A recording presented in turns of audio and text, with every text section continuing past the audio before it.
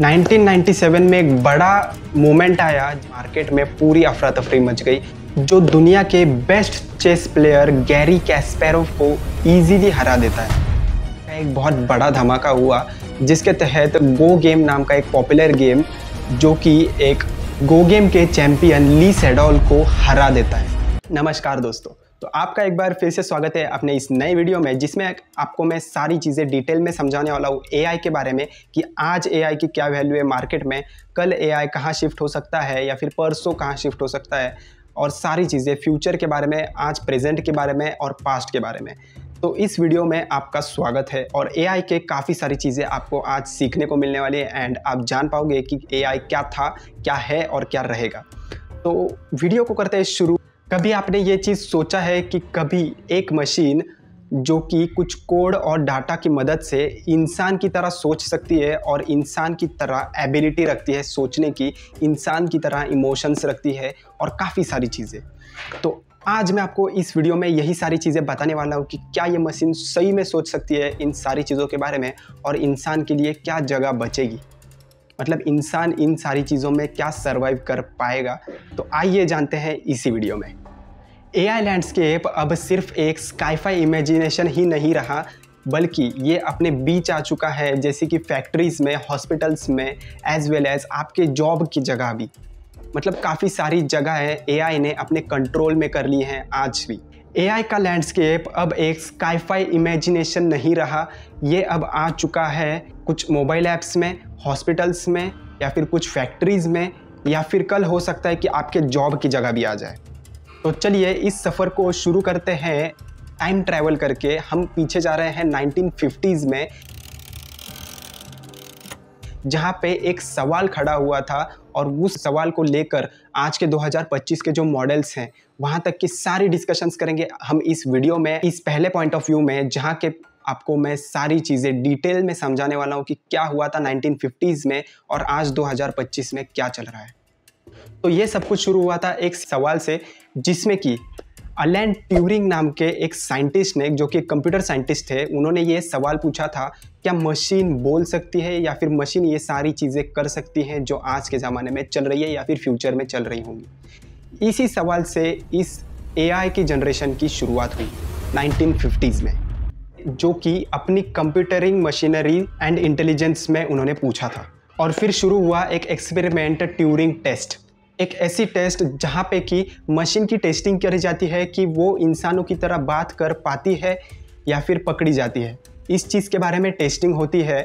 तब शायद काफ़ी लोगों ने हंस के इसे बाजू में कर दिया था, लेकिन आज के ज़माने में एआई मतलब चैट जीपीटी जैसे प्लेटफॉर्म पे 100+ मिलियन यूज़र्स आज काम कर रहे हैं या फिर काफ़ी सारी चीज़ें सीख रहे हैं। फिर 1956 में एक आई कॉन्फ्रेंस जिसका नाम था डार्टमाउथ, जो कि एआई रिसर्च सेंटर था, जहाँ पे कि एआई के बारे में, आर्टिफिशियल इंटेलिजेंस के बारे में काफ़ी सारी रिसर्च होती थी। यहाँ पे एआई ऑफिशियली एक फील्ड बना, जहाँ पे कि जॉन मैकर्थी एंड मैरविन मिन्स्की जैसे कुछ कंप्यूटर साइंटिस्ट थे और उनके साथ और भी काफ़ी सारे साइंटिस्ट थे जिन्होंने एक इमेजिनेशन किया, जिसके तहत कि मशीन बात भी कर सकती है, सोच भी सकती है और हम इंसानों की तरह फील भी कर सकती है एक मोमेंट को। मतलब अगर कोई इंसान डिप्रेशन में है या फिर कोई भी सिचुएशन में है तो उसे एआई इंटेलिजेंस, मतलब अपनी फीलिंग्स को समझ सकता है एआई, इस तरह की इंटेलिजेंस के बारे में सोचा गया था। लेकिन आने वाले दिन इन लोगों के लिए और बाकियों के लिए भी कुछ ज़्यादा आसान नहीं थे। आने वाले दिन में बहुत कुछ मुश्किल आने वाली थी। तो जानते हैं क्या क्या थी वो फेसेस और कैसे इन लोगों ने हैंडल किया उस चीज़ को। फिर 60s और 70s में कुछ इस तरह के बॉट्स आए जिन्हें रूल बेस्ड बॉट्स कहा जाता है, जो कि डॉक्टर्स और इंजीनियर्स की तरह सोचने लगे। तो फिर वो जो बॉट्स थे वो इतने भी फ्लेक्सिबल नहीं थे, मतलब फ्लेक्सिबिलिटी उनमें नहीं थी बिल्कुल भी, और ना कि वो एकदम ऐसे कट टू कट सोचते थे, लेकिन इतना भी कट टू कट नहीं कि एक इंसान को टफ दी जाए। मतलब वो कुछ इस तरह के बॉट्स थे कि थोड़ा सा भी उनका इनपुट चेंज कर दिया जाए तो वो फेल हो जाते थे या फिर कुछ ना कुछ एरर खड़ा कर देते थे। इस रिजिडनेस की वजह से 1980s में आया पहला विंटर, जिसमें कि फंडिंग बहुत कम होने लगी। उस टाइम पे लोगों का इस चीज़ से भरोसा उठ गया और एआई एक बज़वर्ड से बस्ट बन गया। मतलब एआई को उस टाइम पे वैल्यू एआई की बहुत ज़्यादा कम हो गई इन कुछ बॉट्स की वजह से, जो कि थोड़ी सी चेंजेस की वजह से कुछ अलग ही एरर देते थे, कुछ अलग ही डिसैटिस्फैक्शन होती थी उस टाइम पे। लेकिन 90s में एक कमबैक हुआ जिसमें एआई ने काफ़ी सारे स्किल्स सीखे, जैसे कि मशीन लर्निंग। फिर होता कुछ ऐसा है कि 1997 में एक बड़ा बूम आता है, बड़ा कमबैक होता है। 1997 में एक बड़ा मोमेंट आया जिसमें कि आईडीएम का डीप ब्लू मार्केट में आया। और ये डीप ब्लू करता क्या था, ये आपको मैं अभी बताता हूँ कि डीप ब्लू ने ऐसा क्या कर दिया जो कि मार्केट में पूरी अफरा तफरी मच गई, जो दुनिया के बेस्ट चेस प्लेयर गैरी कैस्पेरोव को ईजीली हरा देता है। इस तरह का एआई मार्केट में उस टाइम पे लॉन्च हुआ। फिर उस दिन ऐसा था वो दिन कि उस दिन दुनिया ने ये चीज़ देखी और समझी कि एक एआई इंसान से ज़्यादा अच्छा सोच सकता है एक गेम के अंदर। मतलब एक गेम के अंदर इंसान जितना सोच सकता है उससे ज़्यादा एआई सोच रहा था उस टाइम पे। फिर 2010 में एक एआई लॉन्च हुआ जिसे कि smart assistants and deep learning कहा गया। और ये स्मार्ट असिस्टेंट्स और डीप लर्निंग कुछ ऐसा था, उससे एआई को एक टर्बोचार्ज दिया। बिग डाटा, चिप कंप्यूटिंग और एआई लर्निंग जैसी चीज़ें एआई को काफ़ी ज़्यादा आगे ले गई दुनिया के सामने। फिर 2011 में कुछ ऐसा हुआ कि सीरी लॉन्च हुआ, जो कि आपका एक वर्चुअल फ्रेंड था, जो आपको वर्चुअल की सारी बातों के बारे में बात करता था या फिर आपको किसी भी चीज़ के बारे में समझाता था।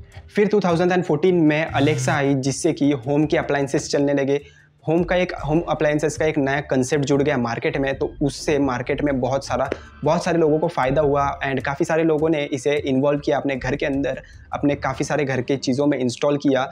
मतलब काफ़ी सारी चीज़ें बदल गई। फिर 2016 में अल्फ़ागो और डीप माइंड का एक बहुत बड़ा धमाका हुआ, जिसके तहत गो गेम नाम का एक पॉपुलर गेम, जो कि एक गो गेम के चैंपियन ली सेडोल को हरा देता है। गो का कॉम्प्लेक्सिटी इतना ज़्यादा खतरनाक था और इतना खतरनाक उसका ऑरा था कि लोग कहते थे, बड़े बड़े लोग कहते थे कि इसको कोई भी एआई हरा नहीं सकता, इसको कोई भी आदमी नहीं डिफीट कर सकता। लेकिन एआई ने ऐसा प्रूव कर दिया कि नेवर सेज नेवर। और फिर आया 2020 का ज़माना, जिसके अंदर GPT-3, जो कि आपके प्रॉब्लम्स को भी सॉल्व करता है, आपके प्रॉब्लम्स को सुनता है, उसे सॉल्व करता है, आपको हर चीज़ के क्वेश्चनिंग का आंसर देता है एंड काफ़ी सारे आपके रियल लाइफ के प्रॉब्लम्स भी उसमें सॉल्व होते थे। और दूसरी बात, आपको वो कंफ्यूज भी कर देता था हर एक टॉपिक में, ये एक एआई है कि इंसान, ये भी एक सोचने वाला पॉइंट है। फिर 2022 में ChatGPT लॉन्च हुआ, जिसके कि 2 महीने में 100 मिलियंस प्लस यूज़र्स हो गए, जो कि एक फास्टर ग्रोथ थी as compared to Instagram and TikTok के बीच। मतलब इन दोनों प्लेटफॉर्म्स पे, जो कि इंडिया में या फिर ऑल अदर कंट्रीज़ में जो कि सबसे पॉपुलर है एंड किसी भी चीज़ को एकदम से पॉपुलर बना देती है, उनसे भी कहीं ज़्यादा तेज़ ChatGPT आगे बढ़ गया और उसके 100 मिलियन प्लस यूज़र्स हो गए। फिर 2023 में 2 नए नाम ऐड हुए, गूगल जेमिनाई और एंथ्रोपिक क्लाउड। इन नामों ने ऐसा मार्केट बनाया कि जो कि वीडियो, इमेज और काफ़ी सारी चीज़ों को कंट्रोल करते थे एंड काफ़ी सारी चीज़ों को जनरेट करते थे। और अभी 4.5 मतलब 2025 में GPT 4.5 लॉन्च हुआ है, जिसके तहत वो बहुत ज़्यादा क्रिएटिव हो गया है एंड बहुत सारी क्रिएटिव चीज़ें अब प्रोवाइड कर रहा है एक नॉर्मल इंसान को एआई इंसान बनाने में, जो कि एक एआई जनरेटेड काफ़ी सारी चीज़ें आपको मार्केट में प्रोवाइड की जा रही है। जैसे कि एआई, जैसे मतलब इंसान से भी परफेक्शनिस्ट जिसे एआई कहा जाता है, जो कि आर्टिफिशियल इंटेलिजेंट है, वो GPT 4.5 के द्वारा काफ़ी सारा लोगों को फ़ायदा हो रहा है इस चीज़ से एंड काफ़ी सारे ह्यूमंस अब एआई को यूज़ करना अच्छे से सीख गए हैं। लेकिन एक और सवाल भी ज़िंदा है, क्या ये AGI है? AGI मतलब आर्टिफिशियल जनरल इंटेलिजेंस, जो कि एक आदमी की तरह काम करता है, एक आदमी की तरह ड्राइव करता है और काफ़ी सारी चीज़ें आदमी की तरह करता है। कोई भी आपका घर का काम हो, कोई भी एक्सपेरिमेंट हो, ये सारी चीज़ें एक AGI कर सकता है? ये भी सवाल अभी भी ज़िंदा है अपने रियल लाइफ में। मार्केट में जिस तरह के मॉडल्स अभी लॉन्च हुए, जैसे कि ChatGPT और भी काफ़ी सारे एआई, जैसे कि DeepSeek मैं बोल सकता हूँ, हर एक प्रॉब्लम का एक सोल्यूशन आपको निकाल के दे रहा है, तो ये रुख भी उस तरफ मुड़ रहा है कि AGI भी मार्केट में आने के बहुत सारे चांसेस है एंड हो सकता है कि मार्केट में आ भी जाए। तो अभी बात करते हैं उस पॉइंट के ऊपर कि who is building the AI, मतलब एआई को बना कौन रहा है, आखिर कौन है इसके पीछे, कौन सी कंपनियां हैं, कौन से इंस्टीट्यूट है और कौन कौन है इस चीज़ के पीछे जो कि इन चीज़ों को बना रहा है और मार्केट में धीरे धीरे करके लॉन्च कर रहा है। माइक्रोसॉफ्ट और ओपन एआई, जिन्होंने GPT 4.5 को लॉन्च किया है एंड इन लोगों ने $3.6 बिलियन कमा लिए हैं इन एआई को लॉन्च करने के बाद। और उसके बाद दूसरी कंपनी भी निकल के आती है गूगल प्लस डीप माइंड, जो कि एक ऐसी कंपनी है, मतलब आप तो जानते हो गूगल तो अब हर एक चीज़ में हाथ डाल रहा है। अब एआई भी उन लोगों ने एक बनाया है, लॉन्च किया है, जिसके तहत रीइंफोर्समेंट, टीपीयूज एंड प्रोटीन फोल्डिंग जैसे बहुत सारे ब्रेक थ्रूज ये मार्केट में ला रहा है। अमेजॉन एंथ्रोपिक मिलकर एक सेफ्टी एआई फोकस्ड बना रही है, जो कि एक एआई वर्क करता है। और मेटा जैसी कंपनी जो कि इंस्टाग्राम के एआई को डिज़ाइन करने में लगी हुई है, जिससे कि काफ़ी लोग, अभी आपको मैं एक बात बता दूं कि काफ़ी अभी ट्रेंडिंग चल रहा है कि इंस्टा के मेटा से पूछो कि भाई मेरी प्रोफाइल जो है या फिर मेरा जो अकाउंट है वो ग्रो क्यों नहीं कर रहा है। इन सारी चीज़ों का सोल्यूशंस आपको मेटा जैसा एआई प्रोवाइड कर रहा है इंस्टाग्राम जैसे एप्लीकेशन पे। और वहाँ पे ही XAI बाय इलॉन मस्क, मतलब इलॉन मस्क की भी एक ऐसी कंपनी है जो कि 100K GPU का AI cluster clauses. Elon Musk का विजन तो बहुत ही वाइल्ड है भाई, बहुत ही वाइल्ड विजन है उनका। लेकिन अब चाइना और अपना देश इंडिया जैसे बहुत सारे लोग इस रेस में जुड़े हुए हैं, बहुत सारे कंट्रीज इस रेस में जुड़े हुए हैं जो कि अब एआई से जुड़ने की कोशिश कर रहे हैं। यूएसए ने 3.3 बिलियन $US की बहुत सारी चीज़ें एलोकेट किए हैं 2025 में। चाइना भी बीजिंग के AI प्लस प्लान हर एक सेक्टर में डाल रहा है। यूके टर्बोचार्ज एआई के साथ एक नेशनल पावर बनाना चाहता है। राइज यूनिवर्सिटी और NFS इंस्टीट्यूट जैसी बड़ी बड़ी यूनिवर्सिटीज़ भी इस काम के अंदर शामिल है। तो एआई कहाँ बन रहे हैं? एआई बन रहे हैं सिलिकॉन वैली में, जहाँ की मेटा, एप्पल जैसी बड़ी बड़ी कंपनियाँ हैं। और सिलिकॉन वैली एक ऐसी जगह है जिसे कि एआई का डिज्नीलैंड कहा जाता है। लंदन जिसे डीप माइंड का घर कहा जाता है, वहाँ पे यूके का फुल ऑन फोकस है एआई पे। और यूरोप कॉन्टिनेंट की कुछ ऐसी जगह जहाँ जैसे बर्लिन और पेरिस में 20 बिलियन यूरोस की इन्वेस्टमेंट हो रही है। इंडिया के बेंगलोर में और सिंगापुर में भी काफ़ी सारे एआई को पुश मिल रहा है। एआई को बहुत खतरनाक तरीके से पुश किया जा रहा है आगे बढ़ने के लिए। मतलब एआई इंटेलिजेंस अपने इंडिया में और सिंगापुर में भी काफ़ी ज़्यादा मात्रा में बढ़ रहा है। एआई का इम्पैक्ट कहाँ पड़ रहा है, आइए इस चीज़ के बारे में भी बात कर ले थोड़ी सी। काफ़ी सारे फैक्ट्रीज़ में एआई की बहुत सारी चीज़ें काम में आ रही है, जैसे कि 41% ऑफ मैन्युफैक्चर कंपनी में एआई को यूज़ किया जा रहा है। और काफ़ी सारे एम्प्लॉयर्स को इस एआई के यूज़ के दौरान निकाल दिया गया है काफ़ी सारी कंपनीज़ में, एंड काफ़ी सारी वैकेंसीज भी लॉन्च हो रही है। और हॉस्पिटल के अंदर एआई टूल्स जैसे आर्टिफिशियल इंटेलिजेंस जैसे काफ़ी सारी चीज़ें यूज़ हो रही है, जैसे कि डायग्नोस्टिक्स में और काफ़ी सारी चीज़ों में। और 2 बिलियन तक इसके अंदर इन्वेस्टमेंट भी हो चुकी है। और एआई मार्केट अब $2 बिलियन क्रॉस हो चुका है। और रही बात घरों की, अपने घरों में भी अलेक्सा जैसी काफ़ी सारी चीज़ें अपने होम अप्लायंस को कंट्रोल करती है, एंड काफ़ी सारी चीज़ें अब होम अप्लायंसेस में भी ऐड होती जा रही है एआई के द्वारा। और रही बात आर्ट एंड स्टूडियोज़ जैसी जगह पे, वहाँ पे मिड जर्नी जैसे एआई टूल्स को यूज़ किया जा रहा है काफ़ी सारे प्रोजेक्ट्स बनाने में, काफ़ी सारी VFX से जुड़ी हुई वीडियोस बनाने में या फिर शूट करने में।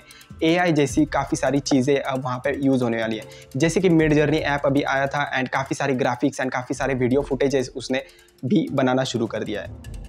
एंड काफ़ी सारे डिज़ाइनर्स को जो कि पुराने टेक्निक यूज़ करते थे उन्हें रिमूव करके अब नई वैकेंसीज अप्लाई करी गई हैं, जहाँ पे कि जो भी नए लोग जो भी एआई टेक्नोलॉजी सीख के आएंगे उन्हें ही अब जॉब मिलेगी इन फ्यूचर।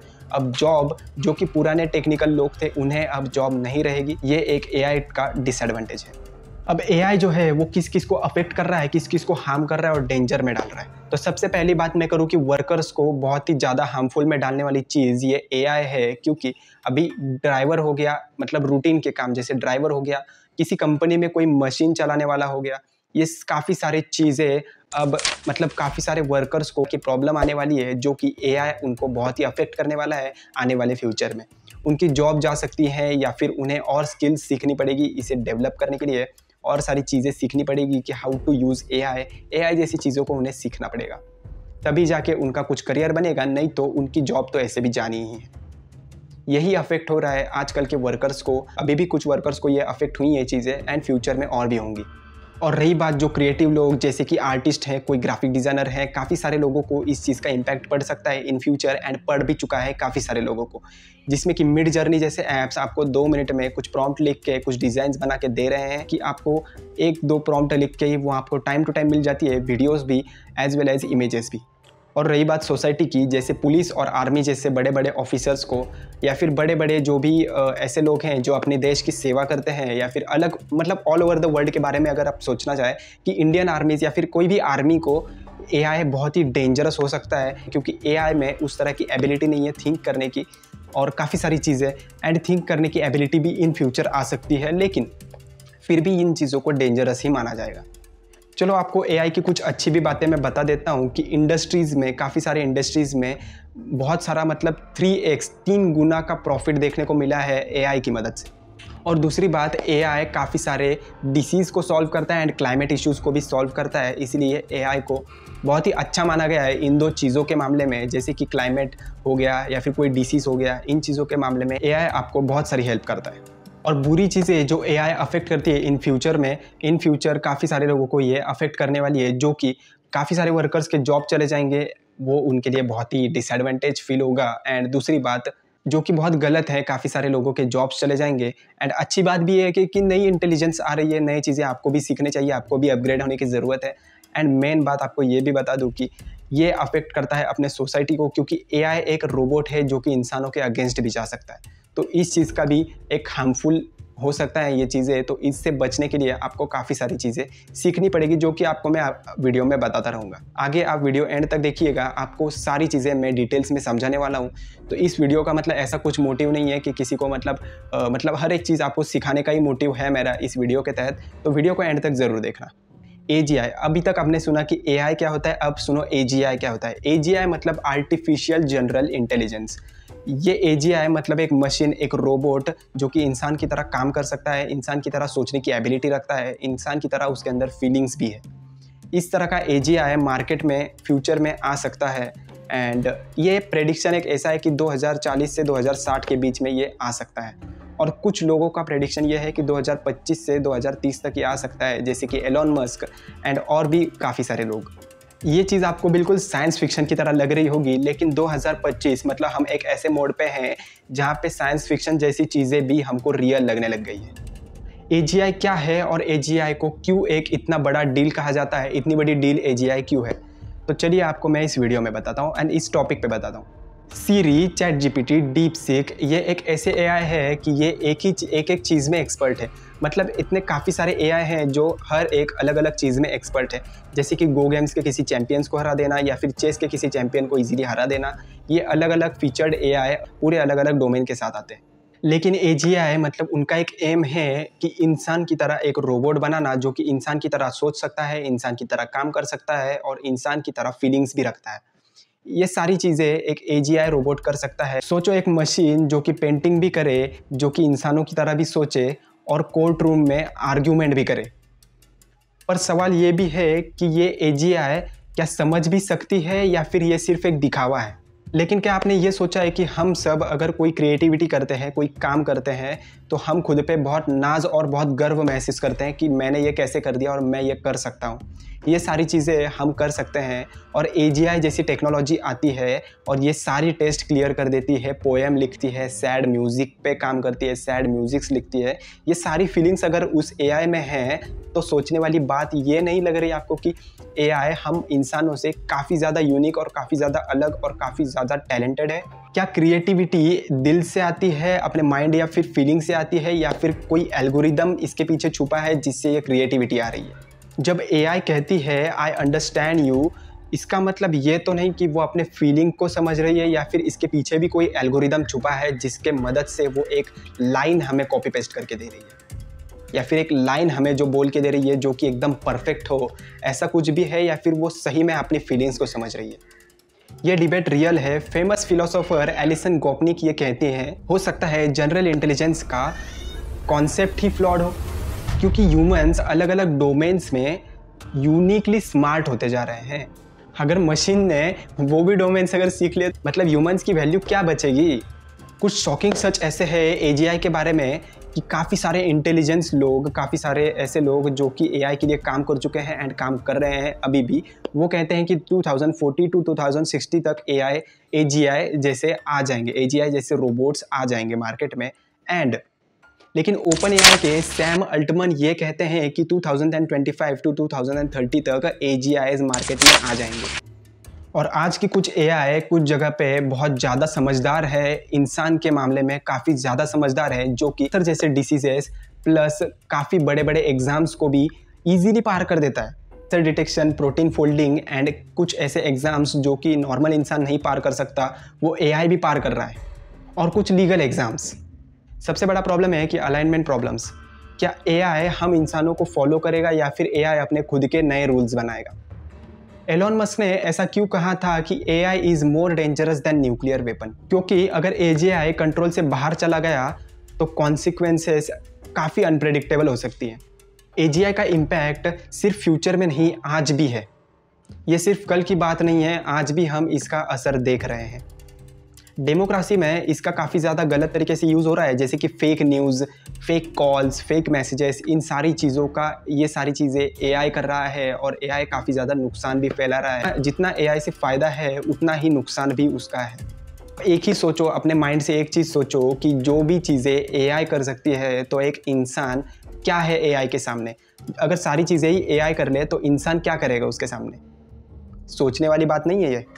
जब मशीन इंटेलिजेंस में हर एक चीज़ इंसान से बेटर करे तो क्या इंटेलिजेंस का जो ताज है इंसानों की सर से उतर जाएगा?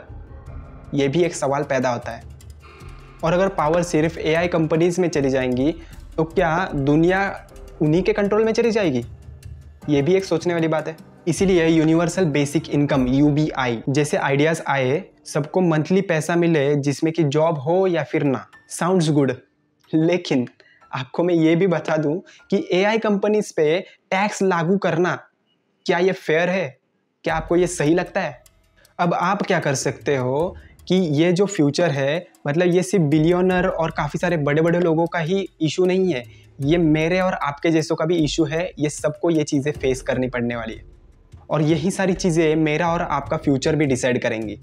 एंड आपको इन चीज़ों से बचना कैसे है ये मैं आपको इसमें बताने वाला हूँ कि सबसे पहले देखिए, एआई के जितने भी ब्रेकिंग न्यूज़ हैं, जितने भी रिपोर्ट्स हैं, उनसे जुड़े रहिएगा। नए नए एआई टेक्नोलॉजीज़ को सीखने की कोशिश करिएगा जिससे कि आप उसे इन फ्यूचर यूज़ कर पाओ एंड काफ़ी सारे मनी गेन कर पाओ एंड खुद सर्वाइव कर पाओ। एंड अगर आपको सर्वाइव करना है तो आपको एआई से जुड़ना ही पड़ेगा। काफ़ी सारी एआई वाली चीज़ें आपको सीखनी ही पड़ेंगी। काफ़ी सारी पॉलिसीज़ डिस्कशंस को ज्वाइन करो, सोशल मीडिया में एक अवेयरनेस क्रिएट करो। ऐसी काफ़ी सारी चीज़ें आपको करनी चाहिए। एजीआई एक मिरर की तरह परफॉर्म करता है जो कि अपनी बेस्ट और वर्स्ट साइज को भी दिखा सकता है। वो डॉक्टर भी बन सकता है या फिर एक डिक्टेटर भी, और उसका जो फ्यूचर होगा वो आपके एक्शन पे डिपेंड करेगा। तो आप ही इस चीज़ के बारे में सोचो कि आप एक फॉलोअर बनोगे या वो क्रिएटर जो इस दुनिया का नया डिज़ाइन बनाएगा। और अगर ये बातें आपको सही में दिल से टच करती है तो कमेंट में मुझे ज़रूर बताना आपके बड़े होप्स और सबसे बड़ा फियर एआई को लेकर क्या है, एजीआई को लेकर क्या है।